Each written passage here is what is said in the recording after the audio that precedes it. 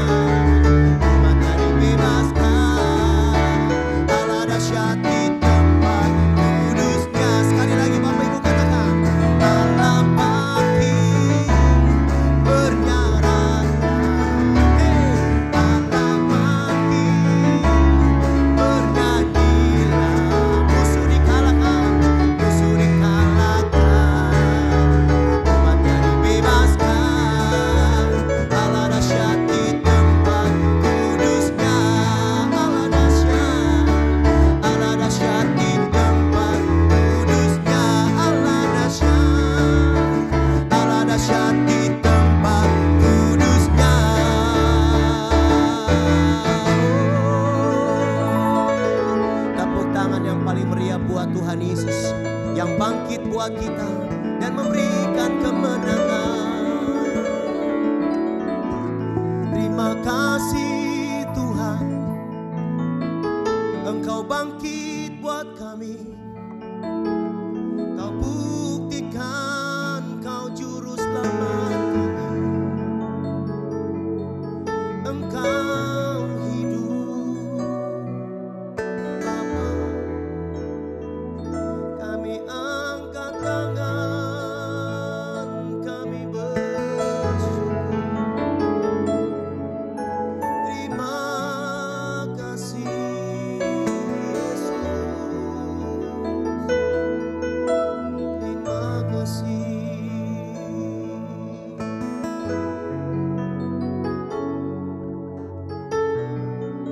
Kau hadir bersama kami Tuhan. Di tempat di mana kami berdiri, di tempat mana kami duduk Tuhan, kami mengangkat tangan kami dan kami pandang segala kemuliaan-Mu Tuhan. Engkau Imam besar yang agung, Kau pemilik hidup ini, Yesus Kristus Tuhan.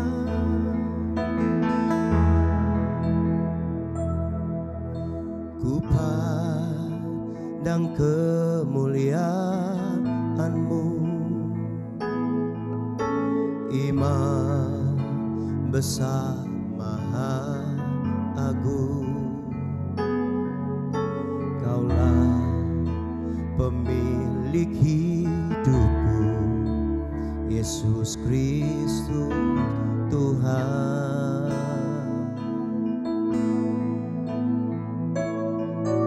Sujud di depan tatamu, taklukkan seluruh hidupku. Dalam tangan-Mu penebus, Yesus Kristus Tuhan.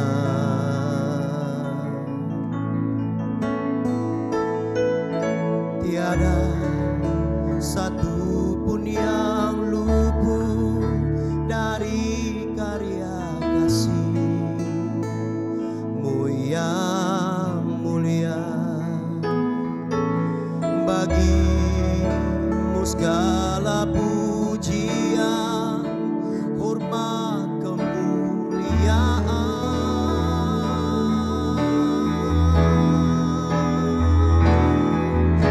Engkau Tuhan ku tinggikan, yang bangkit dan menang, Yesus Kristus Tuhan. Raja mulia dan luhur, berkorban bagiku.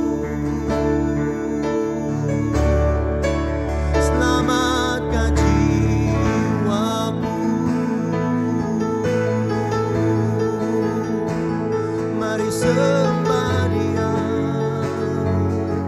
Mari katakan, sujud di depan tahta-Mu, sujud di depan tahta-Mu. Amin. Taklukkan seluruh hidupku. Dalam tangan-Mu penebus, Yesus Kristus Tuhan.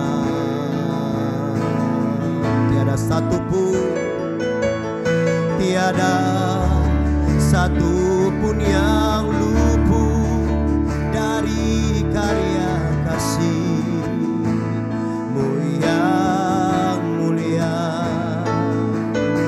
Bagi-Mu segala pujian, hormat, kemuliaan.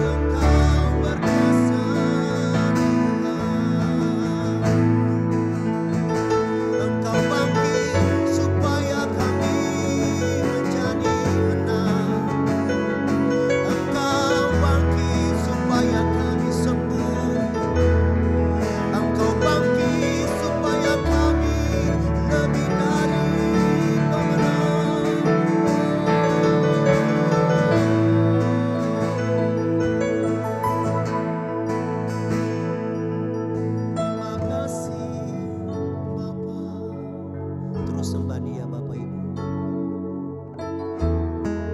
Kita mau sambut Raja di atas segala raja. Kita mau sambut Tuhan yang besar, yang bertahta di atas pujian.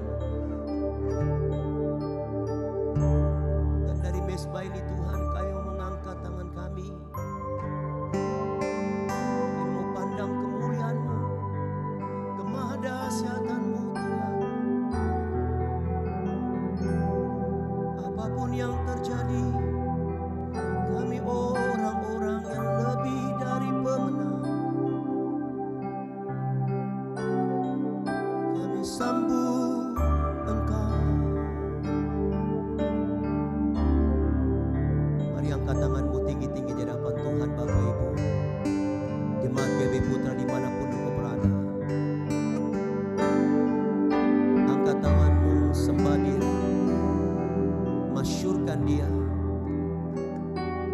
agungkan Dia, muliakan Dia, sebab Dia yang layak terima pujian.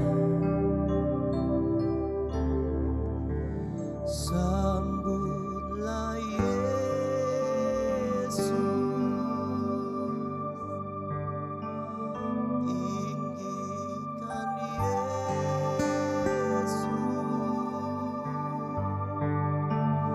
beri Dia hormat, pujian dan kuasa. Yesus Raja,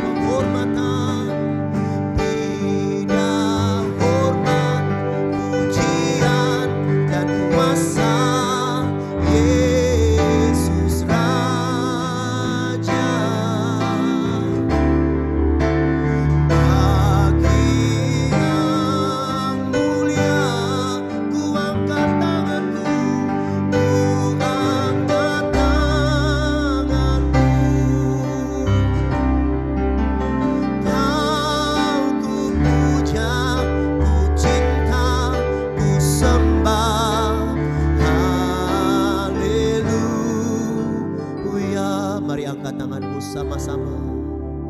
Sambutlah Yesus, tinggikan Yesus,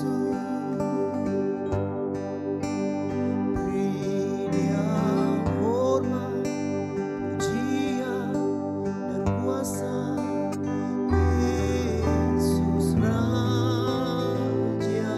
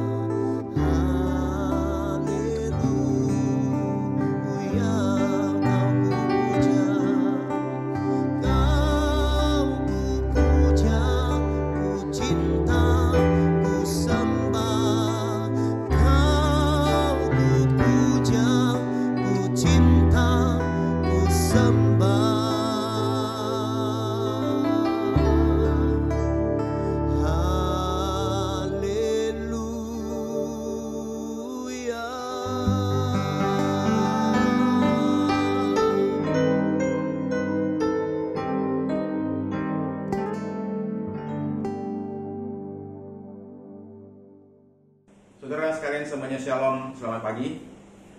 Sebelum kita masuk dalam firman Tuhan, mari kita berdoa sebentar ya. Dan saya juga ingin saudara-saudara untuk semua persiapkan Alkitab saudara masing-masing, untuk kita sebentar akan baca firman Tuhan bersama-sama ya. Mari kita berdoa untuk firman Tuhan.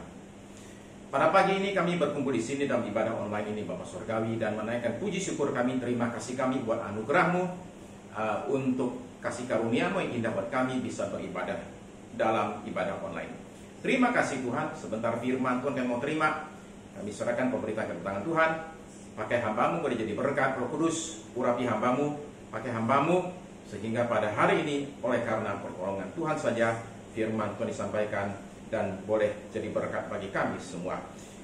Tuhan, kami menyerahkan setiap kami masing-masing di rumah. Ketika terima firman Tuhan ini, kuasa Tuhan dinyatakan atas kami semuanya, sehingga firman ini ketika ditaburkan tidak kembali sia-sia, mereka bertumbuh dan berbuah. Dia jatuh ke tanah hati yang subur di situ. Terima kasih, kami siap Tuhan pada hari ini tidak hanya mendengar firman, tapi mendengar dan melakukan apa yang kami dengar. Dalam nama di atas segala nama, dalam nama Tuhan Yesus Kristus, Juru Selamat dan Hidup, Raja yang kekal, kami sudah berdoa, bahkan sudah menerima semua jawaban doa kami ini. Amin, amin, haleluya. Saudara sekalian, minggu ini kita dalam ibadah ini yang adalah satu hari yang sungguh sangat amat penting untuk iman kita, yaitu mengenang kebangkitan Tuhan Yesus 2000 tahun yang lalu. Dalam Paskah ini tahun 2020 ini saja kita semua sama-sama membaca firman Tuhan. Mari buka Alkitab saudara masing-masing dan kita membaca dari Yohanes pasal yang ke-20 ayat 1 sampai dengan ayat yang ke-10. Injil Yohanes pasal yang ke-20 ayat 1 sampai dengan ayat yang ke-10. Yohanes 20 ayat 1 sampai 10. Saya akan bacakan buat kita sekalian ya. Ayat 1. Pada hari pertama minggu itu, pagi-pagi benar ketika hari masih gelap, pergilah Maria Magdalena ke kubur itu, dan ia melihat bahwa batu telah diambil dari kubur. Ayat 2. Ia berlari-lari mendapatkan Simon Petrus dan murid lain yang dikasihi Yesus, dan berkata kepada mereka, Tuhan telah diambil orang dari kuburnya, dan kami tidak tahu di mana ia diletakkan. Ayat 3. Maka berangkatlah Petrus dan murid yang lain ke kubur. Ayat 4. Keduanya berlari bersama-sama, tetapi murid yang lain itu berlari lebih cepat daripada Petrus, sehingga lebih dahulu sampai di kubur. Ayat 5. Ia menjenguk ke dalam dan melihat kain kapan terletak di tanah, akan tetapi ia tidak masuk ke dalam. Maka datanglah Simon Petrus juga menyusul dia dan masuk ke dalam kubur itu. Ia melihat kain kapan terletak di tanah. Sedang kain peluh yang tadinya ada di kepala Yesus tidak terletak dekat kain kapan itu, tetapi agak di samping di tempat yang lain dan sudah tergulung. Ayat 8. Maka masuklah juga murid yang lain yang lebih dahulu sampai di kubur itu, dan ia melihatnya dan percaya. Sebab selama itu mereka belum mengerti isi kitab suci yang mengatakan bahwa ia harus bangkit dari antara orang mati. Ayat 10. Lalu pulanglah kedua murid itu ke rumah. Kalau saudara punya insting bisnis yang tinggi, krisis adalah kesempatan. Pada masa krisis manapun juga selalu ada barang langka yang dibutuhkan orang dan yang dicari orang. Dan orang akan bersedia membayar mahal sekali untuk mendapatkan barang tersebut. Apa barang langka yang sekarang dibutuhkan orang dalam krisis kali ini? Sederhana sekali, masker. Nah, kalau APD kan yang membutuhkan hanya tenaga medis. Masker dibutuhkan oleh semua orang. Nah, saudara terkasih, tapi ada hal lain menurut saya di luar masker dan APD yang juga langka, tapi orang butuhkan. Susah dicari, tapi orang perlu. Yang saya maksud adalah hal yang tidak kelihatan, bukan kebutuhan badan, tetapi kebutuhan jiwa kita. Yang saya maksud adalah saat sekarang ini damai sejahtera, sukacita, kemudian iman dan pengharapan. Semua itu adalah kebutuhan manusia, tapi langka. Ini bukan kebutuhan badan sekali lagi, tapi kebutuhan jiwa. Nah, karena dia kebutuhan, maka dia sama pentingnya dengan kebutuhan badan. Sebab kalau saudara tidak ada damai, maka jelas sekali posisinya itu bukan nol. Jadi ini bukan plus, nol, minus. Kalau saudara-saudara nggak punya damai, yang terjadi itu bukan saudara-saudara vakum atau kosong. Yang terjadi adalah ada satu hal lain yang akan masuk, yaitu yang namanya kekacauan. Kalau tidak ada sukacita, maka otomatis yang muncul itu duka cita. Kalau tidak ada iman, secara otomatis tanpa perlu berbuat apa-apa, yang kuasa hidup kita adalah ketakutan. Dan tanpa pengharapan, yang ada hanyalah keputusasaan. Tanggal 28 Maret yang lalu, ada Menteri Keuangan negara bagian Hesse di Jerman yang bunuh diri karena dia khawatir bagaimana caranya hadapi krisis ekonomi karena situasi sekarang ini. Jadi orang ini orang pintar, tapi dia tidak melihat ada cara untuk menghindar dari krisis ini. Putus asa tanpa pengharapan, akibatnya dia bunuh diri, saudara sekalian. Ya. Nah, saudara terkasih, manusia tanpa pengharapan tidak akan bisa bertahan lama dalam hidupnya. Orang bisa saja punya makanan berlimpah, semuanya cukup.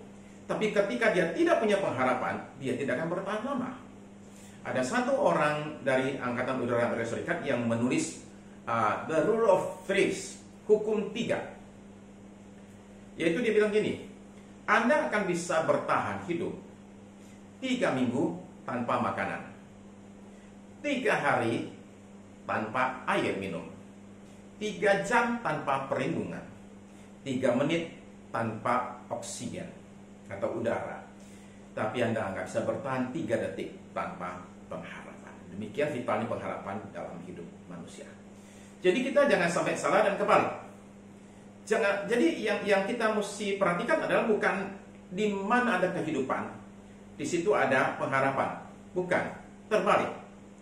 Yang benar adalah di mana ada pengharapan, di situ ada kehidupan.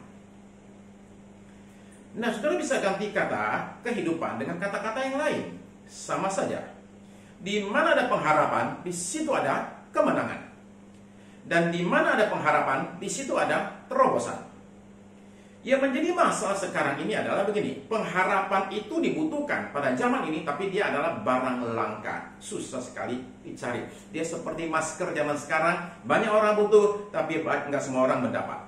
Dan seperti masker, saudara sekalian, ada masker yang benar-benar bagus, yang antivirus, ada yang hanya sekedar untuk menutup muka saja. Ya, begitu juga pengharapan.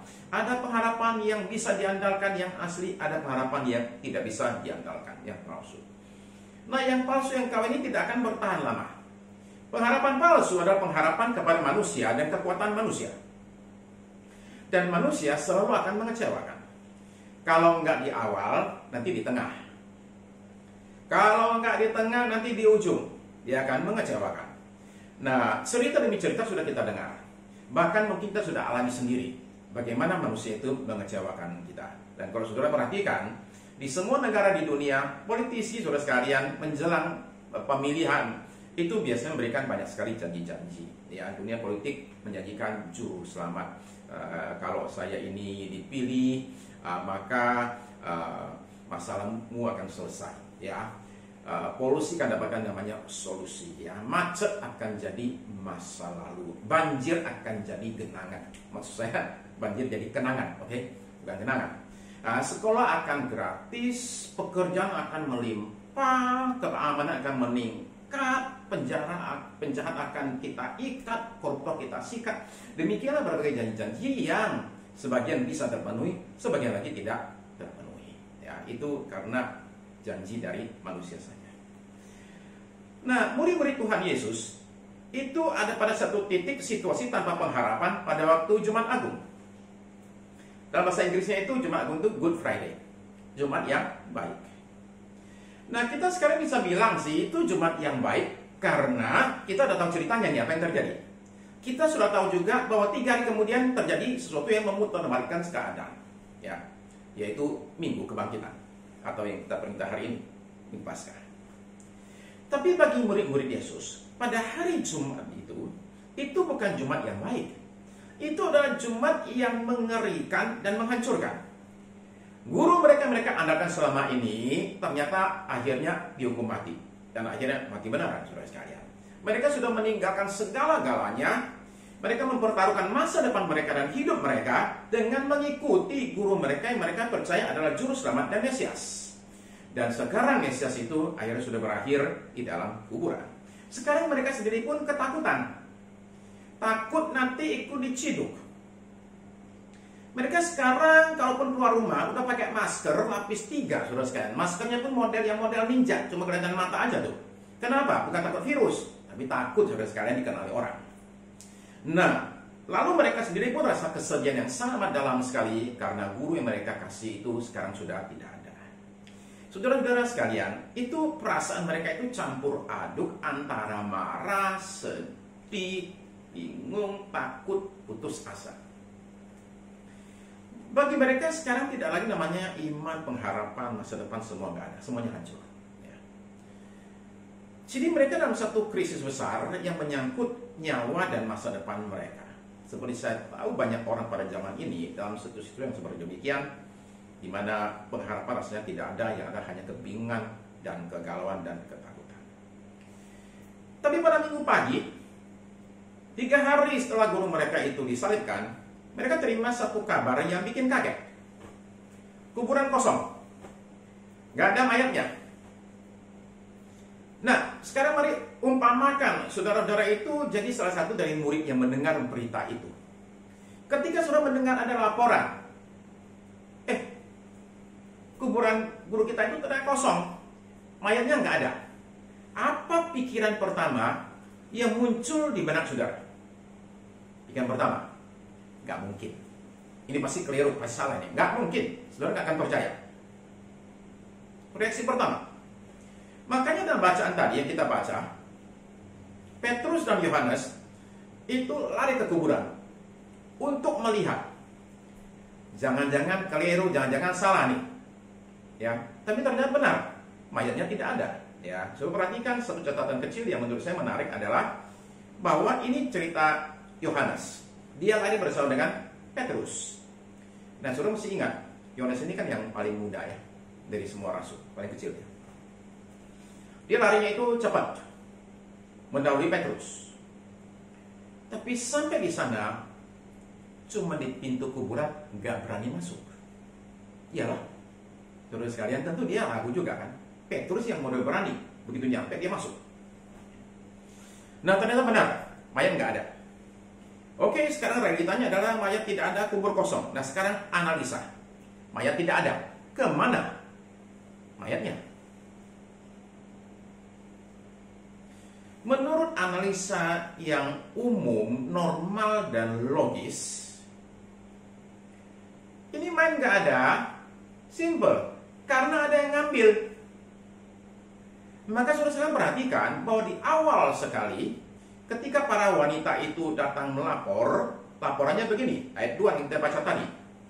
Tuhan telah diambil orang dari kuburnya, dan kami tidak tahu di mana ia diletakkan. Jadi itu kesimpulan yang paling simpel sekali, yaitu bahwa Tuhan kita itu ternyata sudah diambil. Jenazahnya maksudnya sudah diambil. Ya. Ada kemungkinan yang lain. Barangkali karena kita dalam keadaan bingung gelisah, kita salah masuk kuburan yang keliru. Nah inilah penjelasan-penjelasan, teori-teori yang diajukan oleh orang tidak percaya akan kebangkitan Tuhan Yesus dari antara orang mati. Nah, di luar semua itu, sebenarnya ada satu pikiran yang muncul juga, tapi akan langsung kita buang, kita abaikan. Kenapa? Karena nggak masuk akal. Apa itu? Dia bangkit. Muncul segelas, jangan-jangan dia bangkit. Nggak mungkin. Jadi, saudara sekalian, maka saudara perhatikan bahwa ketika malaikat mendatangi para wanita itu dan bertanya, kalian lagi ngapain? Maria menjawab demikian. Di Yohanes 20 tadi ayat 13. Tuhanku telah diambil orang. Jadi mereka ambil kesimpulan yang paling logis. Mayatnya dicuri orang. Nah kita tidak tahu pikiran Petrus itu apa ketika dia masuk dan melihat kubur kosong. di Yohanes nggak dicatat. Tapi ternyata Lukas mencatat apa yang ada di benaknya Petrus. Coba kita baca Lukas 24 ayat yang ke-12. Lukas 24 ayat yang ke-12. Peristiwa yang sama dari kacamata catatan Lukas. Ayat 12 dari Lukas 24. Sungguh pun demikian, Petrus bangun lalu cepat-cepat pergi ke kubur itu. Ketika ia menjenguk ke dalam, ia melihat hanya kain kapan saja, main gak ada. Lalu ia pergi dan ia bertanya dalam hatinya apa yang kiranya telah terjadi. Jadi dengan kata lain, sampai titik itu ketika naik kubur kosong itu dan kemudian ketika keluar, Petrus itu masih belum ambil kesimpulan. Ini sebenarnya apa? Tapi Yohanes, Injil Yohanes kasih tahu kepada kita apa yang ada di pikirannya Yohanes. Ayat 6-9 tadi itu, kita coba baca ulang ya. Yohanes 20, ayat 6-9. Maka datanglah Simon Petrus juga menyusul dia dan masuk ke dalam kubur itu. Ia melihat kain kapan terletak di tanah. Sedang kain peluh yang tadinya ada di kepala Yesus tidak terletak dekat kain kapan itu, tetapi agak di samping, di tempat yang lain dan sudah tergulung. Maka masuklah juga murid yang lain yang lebih dahulu sampai di kubur itu dan ia melihatnya dan percaya. Ya. Sudah sampai di situ ya. Jadi Yohanes ini kemudian ikut masuk, udah teman berani nih karena ada temannya tuh, oke? Begitu masuk ke dalam dan melihat, ini mayat sudah nggak ada, kain kapan tergulung rapi. Dia tiba pada satu kesimpulan. Ia melihatnya dan percaya. Percaya apa? Percaya bahwa Yesus itu yang mati itu dan dikubur itu ternyata sudah bangkit kembali. Saudara-saudara terkasih, ia percaya. Iman melihat kepada satu hal yang tidak mungkin. Yesus bangkit dari kematian. Itulah kekuatan iman. Iman itu menembus batas-batas dari apa yang mungkin. Dan dia masuk ke ranah kemustahilan. Orang mati bisa bangkit lagi kalau Allah menghendaki.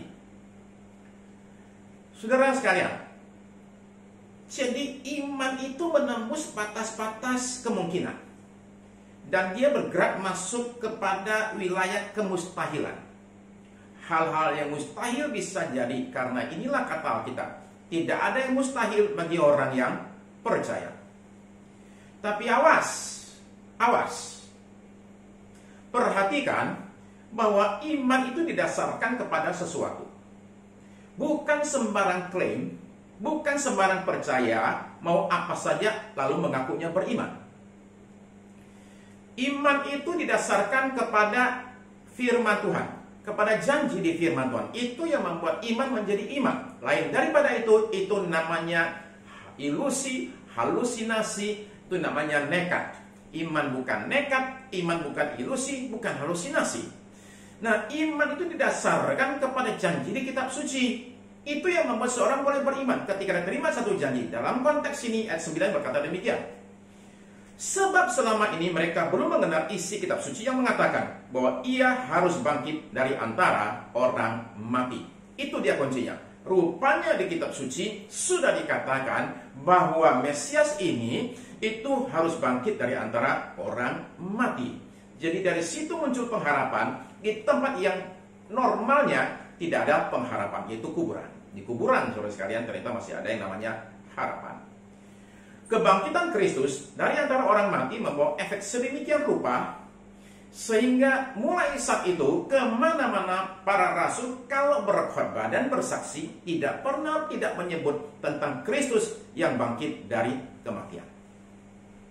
Rasul Petrus berkhotbah di Kisah pasal 2 kepada sekian ribu orang yang datang melihat mereka kepenuhan Roh Kudus. Nah, di Kisah 2:32 Petrus berkhotbah. Ini isi khotbahnya, kutip satu ayat saja.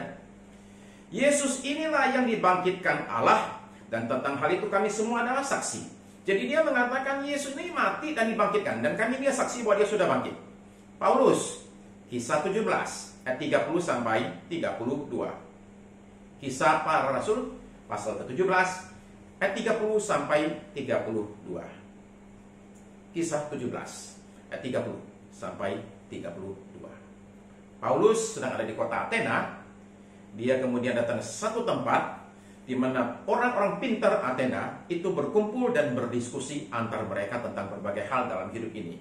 Para filsuf-filsuf ngetop ada di sana semua. Orang pintar dari Athena kumpul di situ semua. Paulus minta kesempatan bicara dan dia berkata demikian. Dia khotbah panjang lebar. Setelah itu ayat 30. Dengan tidak memandang lagi zaman kebodohan, maka sekarang Allah memberitakan kepada manusia bahwa di mana-mana semua mereka harus bertobat.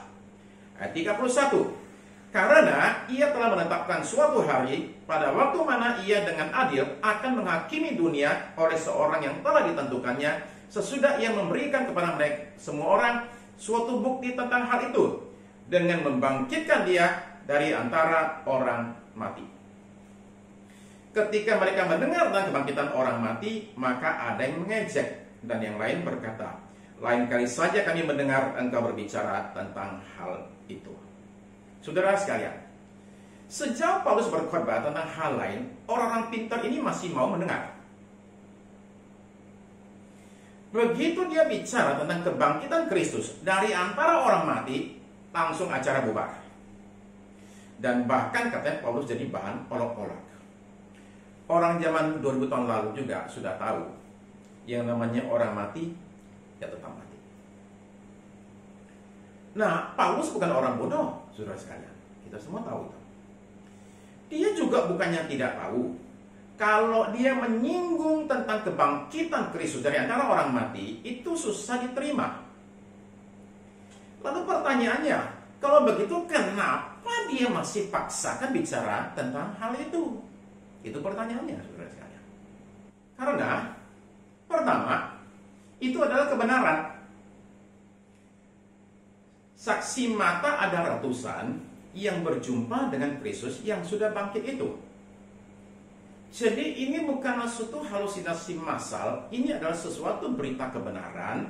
Kalau itu benar, sekalipun orang sudah terima, tetap perlu disampaikan. Yang kedua, karena kebangkitan Kristus dari antara orang mati, itu adalah inti kekristenan. 3 hari lalu, hari Jumat Agung, kita ini merayakan kematian Yesus di kayu salib. Tapi kalau Tuhan kita mati di kayu salib, dan dikubur dan mati terus, tidak bangkit-bangkit, maka iman kita itu tidak ada artinya. Iman kita ini didasarkan kepada fakta ini. Kristus menjelma menjadi manusia, dia mati di kayu salib, dikubur, dan pada hari yang ketiga dia bangkit lagi, hidup lagi, bangkit lagi dari antara orang mati. Itu adalah iman kita, saudara sekalian. Maka kata Paulus di 1 Korintus pasal 15 ayat 14. 1 Korintus pasal 15 ayat yang ke-14. Paulus berkata demikian. Tetapi andai kata Kristus tidak dibangkitkan, maka sia-sialah pemberitaan kami dan sia-sialah juga kepercayaan kamu. Kekristenan menancapkan keyakinannya dan klaimnya pada satu fakta yang justru susah diterima oleh orang. Juru selamat kita, Yesus Kristus, itu mati dikubur dan bangkit pada hari yang ketiga. Ini susah diterima. Kalau kita ini mau bikin banyak orang jadi Kristen, kita ini ceritanya mestinya kita ubah saja loh. Ya, kita ubah gimana? Bikin aja cerita yang lain. Mama contoh lah, dia sebenarnya nggak mati di kayu salib, dia pergi ngungsi atau kemana deh, ya, pergi jauh. Atau kita bisa bilang, dia itu nggak mati waktu itu, dia itu dibawa ke surga diam-diam. Ya. Bisa bikin cerita semacam itu. Jangan bilang dia bangkit dari orang mati, itu yang paling susah diterima. Tapi kekristenan tidak lakukan semua hal yang saya sebut tadi itu. Kita memberitahukan satu hal yang orang susah terima. Apa itu? Yesus ini mati, dikubur, dan bangkit kembali. Kenapa kita paksakan kasih cerita yang orang sudah terima? Sederhana sekali, saudara sekalian, karena memang itulah kebenarannya. Kalau Yesus mati dan tetap mati saja, dia nggak ada bedanya dengan sekian tokoh lain di dunia ini yang datang lakukan perkara besar lalu mati dan tetap mati. Kalau Yesus demikian, maka dia jadi sesuatu tragis. karena banyak kemampuan, banyak potensi, tapi kemudian mati muda. Tragis. Tapi Yesus beda dengan yang lain dalam hal ini. Dia datang ke dunia, lakukan perkara-perkara yang besar, hebat-hebat sekali. Dia mati dan kemudian bangkit kembali pada hari ketiga. Haleluya. Nah, saudara sekalian, kebangkitan Yesus ini membawa pengharapan bagi orang percaya. Kita sekarang memandang kehidupan ini dengan penuh pengharapan. Hanya saja pada hari ini, saudara sekalian, saya mau ajak kita melihat apa yang harus kita perbuat dengan pengharapan ini. Selama 1 minggu terakhir ini, otak saya ini penuh dengan satu pertanyaan ini, bolak-balik muncul. Sebenarnya Tuhan itu selama 3 bulan ini lagi ngapain? Sebab kalau sudah perhatikan, dia kelihatannya diam-diam aja tuh. Tidak terlihat tindakannya, tidak terlihat suaranya. Yang kita tangkap semuanya kacau balau. Ibadah jadi kacau balau. Ya. Kemudian dunia kacau balau. Semuanya kacau balau, semua terganggu. Apa yang jadi pokok pemberitaan di TV, di koran, di internet, di medsos? COVID. Apa yang jadi pokok pembicaraan antar kita ketika di WA group atau percakapan yang lain? Simple, COVID.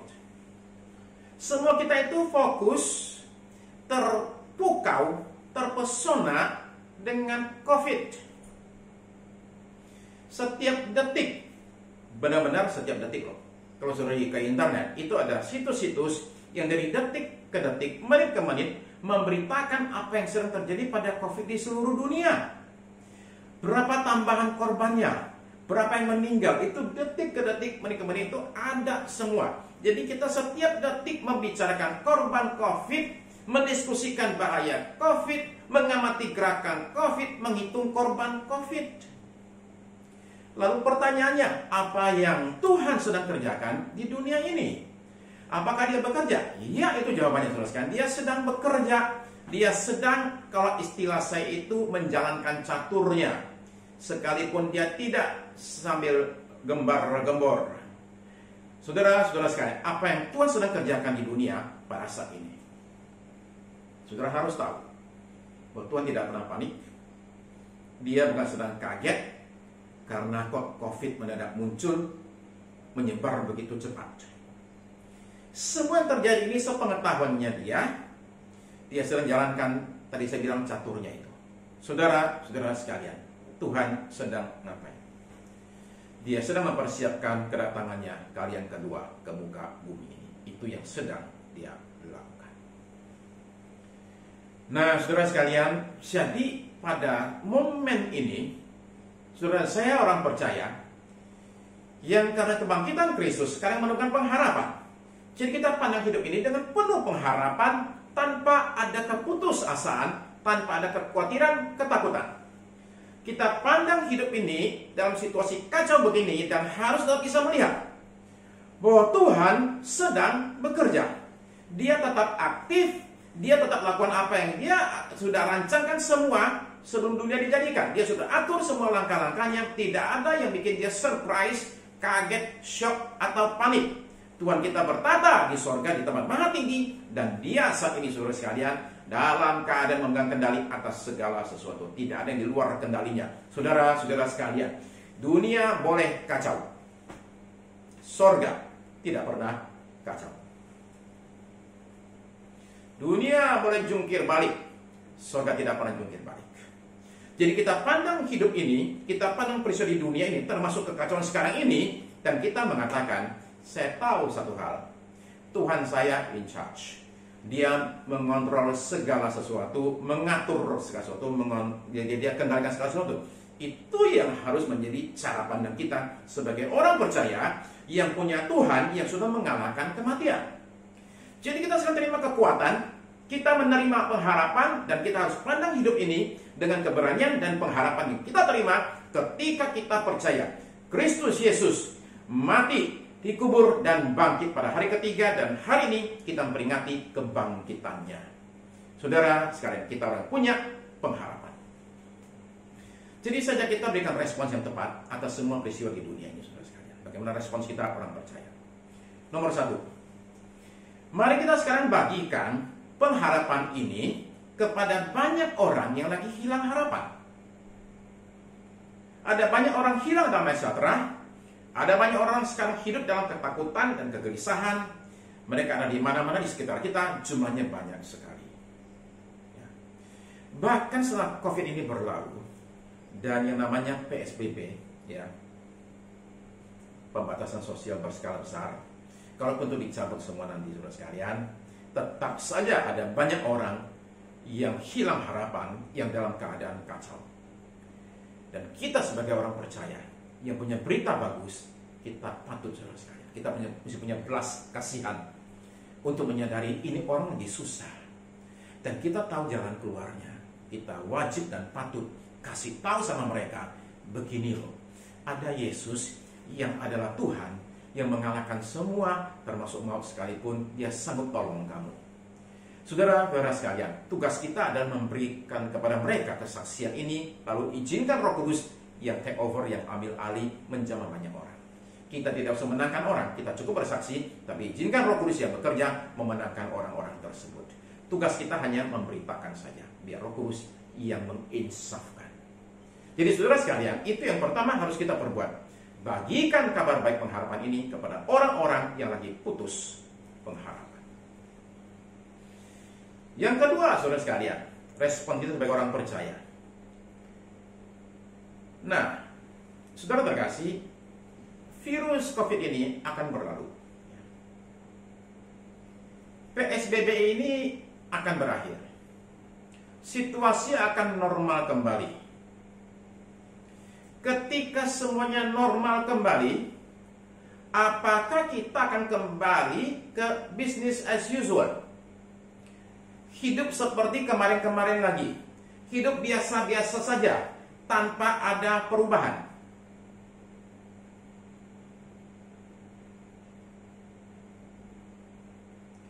Kalau itu yang terjadi, kita sudah menyia-nyiakan satu kesempatan luar biasa yang belum tentu 100 tahun terjadi satu kali.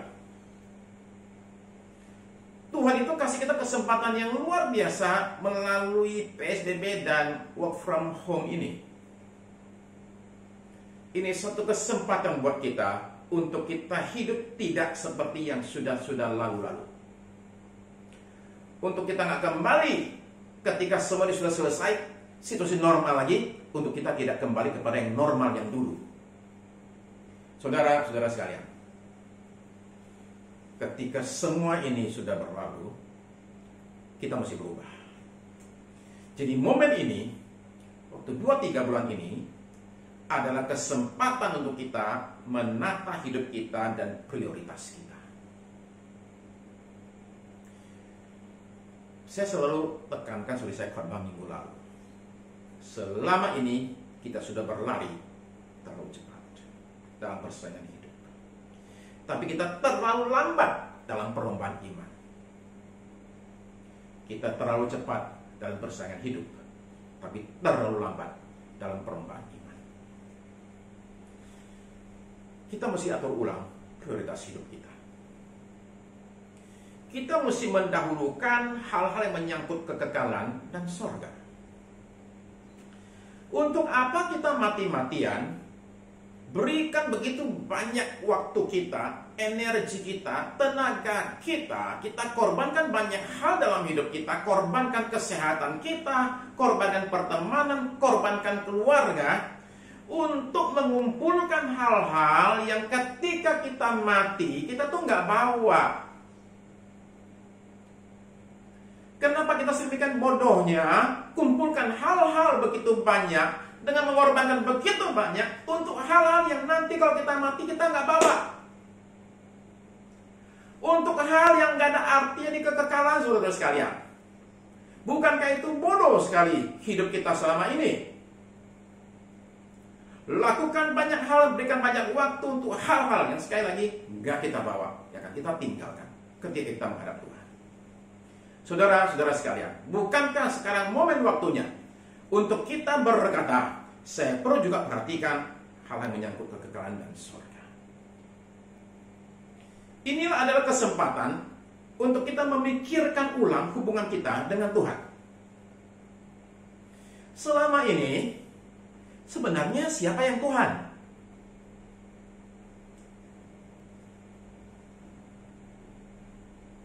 Kita yang Tuhan, apa dia yang Tuhan?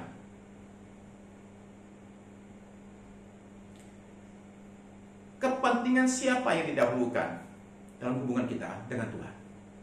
Kepentingan kita atau kepentingan dia? Siapa melayani siapa selama ini? Saudara-saudara sekalian, mari kita jadikan Tuhan sebagai Tuhan. Mari kita lepaskan kecenderungan kita seringkali tanpa sadar bahwa kita ini ngatur Tuhan. Kita ini perintah-perintahkan Tuhan. Dan tidak pernah bertanya, Tuhan, apa maumu untuk hidupku di dunia ini? Kita nggak pernah tanya kepada Tuhan apa yang dia kehendaki dalam hubungan ini. Yang kita tahu selama ini cuma satu. Saya ada sesuatu, saya panggil Tuhan untuk dia bereskan. Saya perlu sesuatu, saya minta dia sediakan. That's all. Dan kita nggak pernah kepikir, Tuhan ini mau apa dengan hidup saya? Ini momennya, ini waktunya. Kesempatan diberikan buat kita nggak akan terulang lagi. Untuk kita sekarang ini datang ke Tuhan, bereskan hubungan kita dengan Tuhan. Dan minta dia untuk pimpin kita, tuntun kita masuk kepada rencananya. Saudara-saudara kasih, jangan biarkan ini berlalu. Kesempatan istimewa ini jangan dibiarkan berlalu tanpa kita menjadi orang yang berbeda dengan yang sebelumnya.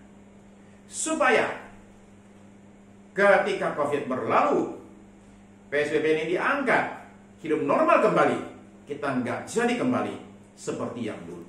Kita sudah jadi orang yang berbeda. This is such a golden opportunity for us.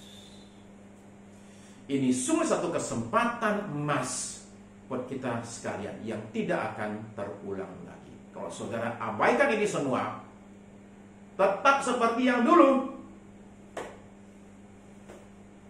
ini nggak akan terulang lagi. Saudara-saudara sekalian, COVID-19 akan selesai berlalu. Setelah itu, dalam beberapa tahun kemudian, saya nggak tahu kapan ya, akan datang yang lebih besar lagi, yang lebih berat lagi. Jangan tunggu sampai waktu itu tiba untuk saudara berbenah. Jangan tunggu krisis muncul untuk persiapan. Saudara harus siap sebelum krisis ada, sudah siap. Sehingga ketika krisis terjadi, kita nggak gelagapan. Kita nggak akhirnya kebingungan. Ketika krisis datang lagi, kita ini sudah siap. Jadi saudara-saudara sekalian, mari kita manfaatkan situasi saat ini. Momen yang ada saat ini untuk kita kembali kepada Tuhan, bereskan hubungan kita dengan Tuhan. Inilah anugerah besar Tuhan untuk kita semua pada saat ini. Berubahlah dan kemudian siapkan dirimu untuk kedatangannya kali yang kedua. Mari kita berdoa.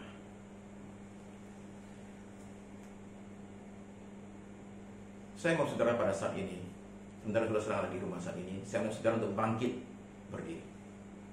Yuk kita berdiri saudara sekalian, datang ke hadapan Tuhan kita, dan kita mau serahkan hidup kita kepada Tuhan.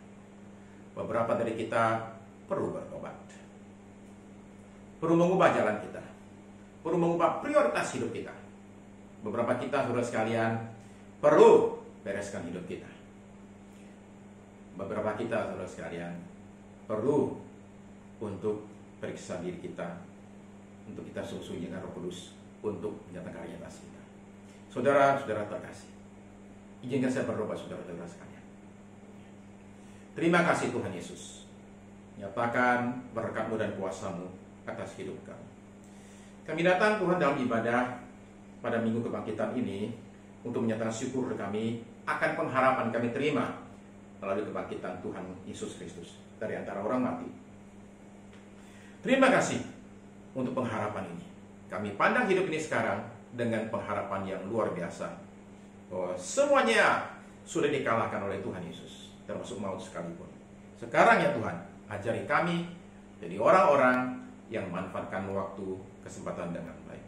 Kami tahu sekarang Tuhan, semuanya akan berakhir dengan baik. Engkau akan datang kembali kali yang kedua, dan akan membawa kami semua bersatu bersama dengan Engkau. Kami berdoa pada saat ini, kesempatan yang indah ini, momen Tuhan berikan ini buat kami semua berubah.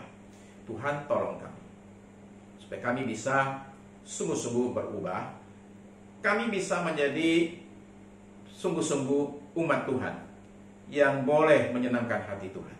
Tuhan tolong kami, momen saat ini kami boleh tempatkan Engkau sebagai Tuhan adalah Tuhan yang sesungguhnya.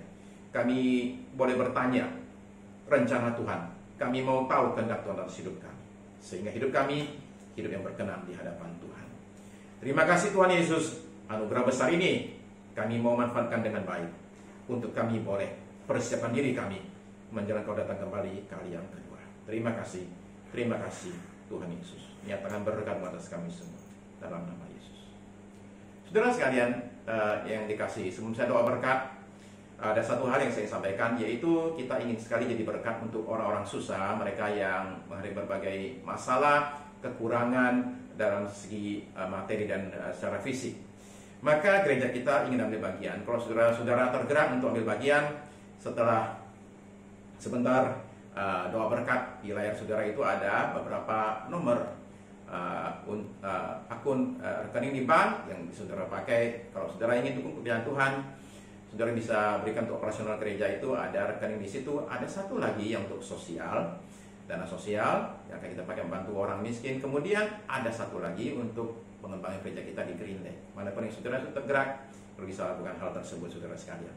Dan saudara kasih, kita akan terus-menerus ada doa malam di Instagram live di akun saya ajak saudara untuk sama-sama berdoa, dan kemudian terus-menerus kita perbaiki diri kita saudara sekalian. Oke? Nah, baik, sekarang kita akan tutup ibadah kita pada hari ini. Tetap berdiri saudara sekalian, kita akan datang kepada Tuhan, kita akan doa, saya doa berkat saudara sekalian. Terima kasih Tuhan Yesus di akhir ibadah ini. Terima kasih buat semua yang sudah melayani, baik tim PW, tim media yang tampil depan kamera, yang di belakang kamera, semuanya kami berdoa Tuhan Engkau nyatakan berkat-Mu, sehingga kami semua karena apa yang mereka lakukan bisa beribadah bersama-sama melalui online ini. Terima kasih Tuhan, terima kasih. Kami terus mendoakan bangsa negara kami, mohonkan pertolongan Tuhan, pimpinan Tuhan dinyatakan atas bangsa kami ini ya Tuhan. Kami mendoakan mereka yang sakit, apakah di rumah sakit atau di rumah masing-masing, sembuhkan kami, kuatkan kami bisa kembali beraktivitas seperti semula, karena tangan kesembuhan Tuhan dinyatakan atas kami. Roh Kudus mari campur tangan, sembuhkan umat Tuhan yang sakit saat ini. Kami boleh segar, kami kuatkan kembali. Terima kasih ya Tuhan, terima kasih Tuhan Yesus. Berkati mereka yang berulang tahun ya Tuhan di minggu yang sudah lalu. Tuhan terus pertambahkan umur mereka. Tuhan terus nyatakan berkat-Mu Tuhan, tuntunan-Mu atas saudara-saudari kami ini. Terima kasih Tuhan. Tuhan melindungi kami semua umat-Mu, dijauhkan dari segala sakit penyakit, dari segala kuasa kegelapan, dari segala ancaman bahaya apapun juga, supaya kami siap ya Tuhan, roh jiwa tubuh kami menyambut Tuhan datang kembali kali yang kedua. Terima kasih Tuhan. Saudara-saudari terkasih dalam Tuhan Yesus, ibadah kita pada pagi ini sudah selesai. Marilah kita berpisah satu dengan yang lain dengan membawa berkat berlimpah dari Allah Bapa kita di sorga, kasih karunia dari Tuhan kita Yesus Kristus, bimbingan, pertolongan, penyertaan Roh Kudus dari sekarang ini sampai Maranatha, Tuhan kita kembali kali yang kedua. Amin. Amin.